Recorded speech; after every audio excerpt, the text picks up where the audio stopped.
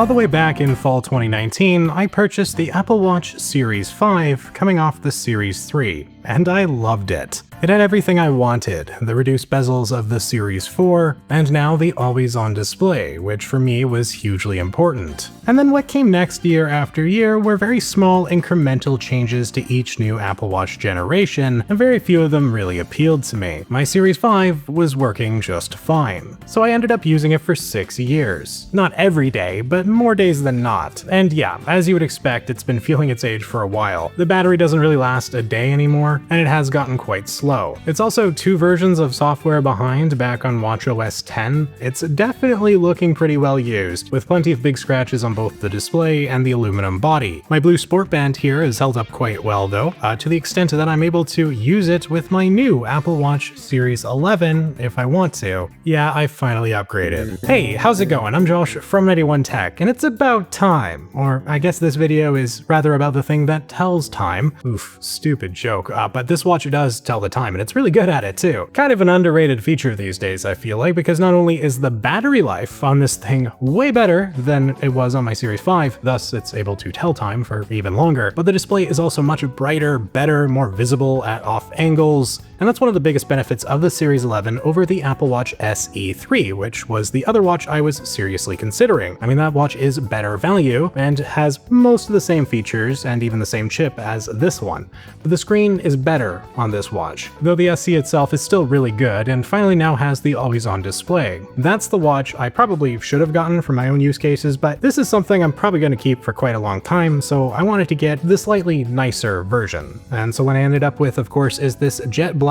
46mm Series 11 with Apple's Milanese loop. Am I saying that right? Milanese? Something like that. It's the one that's like magnetic, just kind of slaps it on just like that, really convenient. I had a knockoff years ago that was also pretty good, but this one's a little less pinchy than that one was, I think, although it still definitely pinches arm hair. If you're a hairy guy, I would not recommend this band because it will hurt. This is the Wi-Fi model. I've never bothered with cellular since I always bring my phone around with me everywhere anyways. In combination with Apple's new Liquid Glass interface, this watch feels like a new experience, but also the exact same. To the point I'm comfortable saying that, quite frankly, I made the right choice using my Series 5 for as long as I did. Because while this watch is objectively much better, and I am loving having it, especially the battery life, oh my goodness, it can actually last a day, it's a miracle. Even with all that, this still doesn't feel like a device that's actually 6 years newer. It is, but not that much has changed, at least not how I personally use it. So today I want to take a little bit of time to talk about the Series 11 Apple Watch and ask 2 big questions. Was this watch worth buying for me, and is it worth buying for you? We'll start with a really quick unboxing here. There's really not a whole lot to see.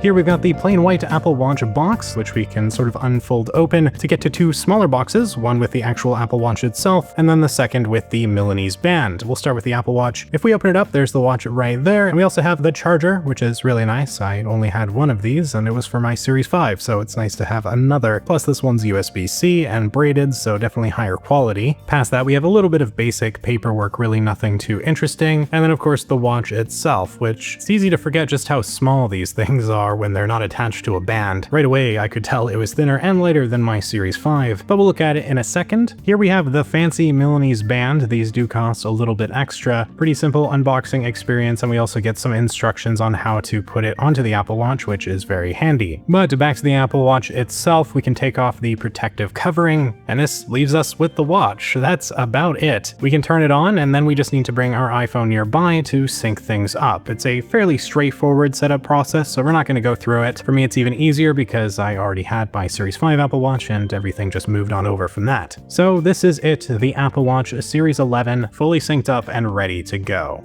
Right now I'm using this new Flow watch face, and it's kind of cool. The numbers are a little funky, but you do get used to them pretty quick. I like how at the start of an hour, it's just one big number. Like if it's 6 o'clock, it's just a big 6. It's cool. And this watch face in particular with the liquid glass looks really nice. And I'm a little mixed on the liquid glass interface as a whole. It does look nice, but it feels really, I don't know, unnecessary. Like it hasn't really changed anything. There's more translucency now, and that's kind of it. I hope it hasn't hit performance of older Apple Watches too badly. honestly. Thankfully, I haven't seen nearly as many visual bugs as I have with my iPhone 17 Pro on iOS 26. Overall, it's really nice, and the display that's presented here is just gorgeous, and a real noticeable upgrade again from my Series 5. It's bright, it gets up to 2000 nits, and the viewing angles are fantastic. My Series 5 was fine, but this watch is definitely brighter and easier to see in situations like outdoors in the sun. The display is also supposed to be 2 times more scratch resistant than the Series 10, which itself would have been far better than my Series 5, I should think. And that's part of the reason I got this watch over the SE. My Series 5 is scratched to all heck because I'm a bit of a clumsy person and tend to bang it into things, so more protection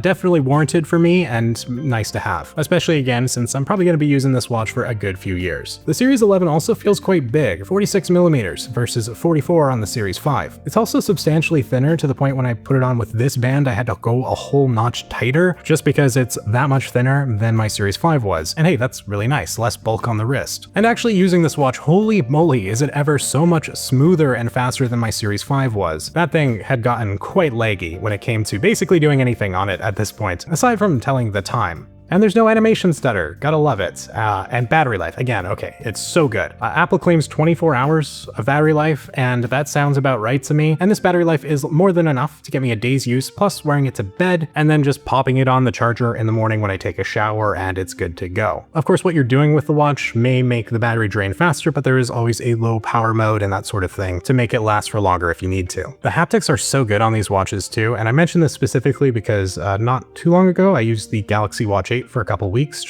while I was working on my review for the Fold 7. They sent me the watch as well, so I tried it out, and it has a much cheaper vibration motor. It did not feel good. It kind of felt like an old Android phone vibrating on your wrist versus just getting a little poke or something from even my Series 5 Apple Watch. Maybe not a huge deal for some, but for me, it really made the Watch 8 feel a lot cheaper. These are just some of my initial impressions. Clearly, this watch was worth buying for me, but is it worth buying for you? Well, to be honest, probably not, and simply because the Apple Watch SE 3 does almost everything this watch does, but for cheaper. So maybe go for that. If you're currently looking to buy an Apple Watch right now, you likely either don't have one at all or are at least a few generations behind. If you have a Series 10, for example, you definitely don't want to upgrade to this watch, and in fact, I'd highly recommend the Series 10 on clearance right now if you do want a slightly more premium feeling watch than the SE3 and you find a good deal. And it is the Apple Watch SE3 that I have to recommend for the vast majority of people, and it's really not close. Here's what you get with the Series 11 that you don't get with the SE3. A more premium build with a brighter display and slimmer bezels, some added durability, more advanced health sensors including ECG and the blood oxygen monitoring, and finally better battery life and faster charging. And better battery life, I mean, you still get 18 hours of life with the SE3 versus 24 on the Series 11. It is a substantial difference, but 18 hours is still plenty to get you through the day with room to spare. You still get the same S10 chip on the SE3, which was also in the Series 10 by the way. The always-on display is here now, the same wrist-based gesture navigation, and ultimately, of course, with the SE3, you're getting far better value, which is really what this all comes down to, especially right now.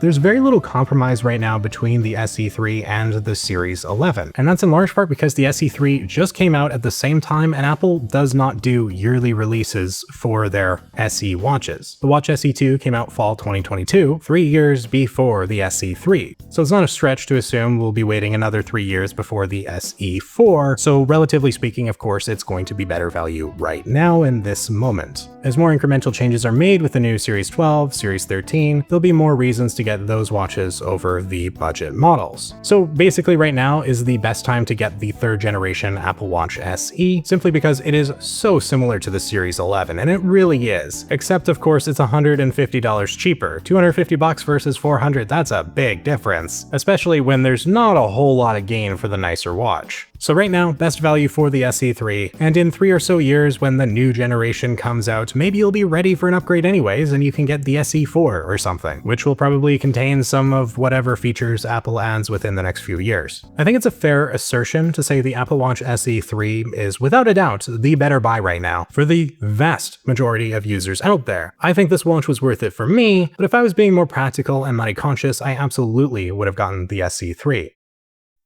So final thoughts. I'm glad I upgraded. The Series 11 is a solid, polished device that corrects a lot of the day-to-day annoyances that I had on my old Series 5. This thing's faster, it's brighter, it's got better battery life, but that's about it. And if I'm being honest, I think part of me was hoping there'd be something with these new launches that just blew me away, and I didn't get that. My Series 5 could have kept going. If the battery was replaced or something like that, you know, if it still had the latest software updates and wasn't so slow, I could have kept using it no problem. So overall, great watch, not earth-shattering, I'm happy with it, and I'm happy with my purchase, but I would strongly recommend most people buy the SE3. Also, quick review of the Milanese loop. It's really nice, and it does pinch a lot, so buy it with caution if you have hairy arms. It may hurt.